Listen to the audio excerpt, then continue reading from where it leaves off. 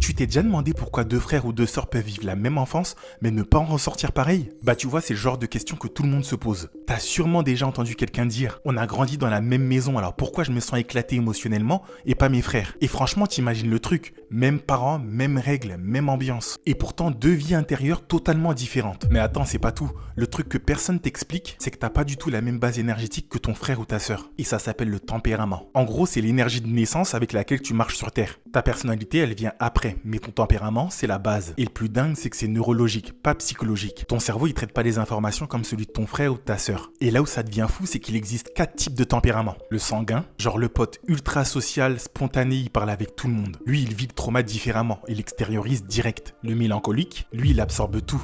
Un mot de travers et ça reste pendant 10 ans. Le colérique, énergie de leader ultra décisif. Quand il vit un truc, il réagit par l'action du genre on règle ça maintenant. Et le flegmatique, calme olympique, zéro agitation, il voit un chaos, il reste posé. Le pire, c'est que vous pouvez avoir le même parent mais pas la même capacité biologique à gérer la douleur, la critique et la pression. Parce que ton système nerveux, il réagit pas pareil. En gros, t'as pas vécu la même enfance. Vous avez vécu le même décor. Pas la même perception, pas la même intensité, pas le même cerveau. Dis-moi en commentaire, tu penses que t'as quel tempérament? En tout cas, si t'as aimé cette vidéo, abonne-toi.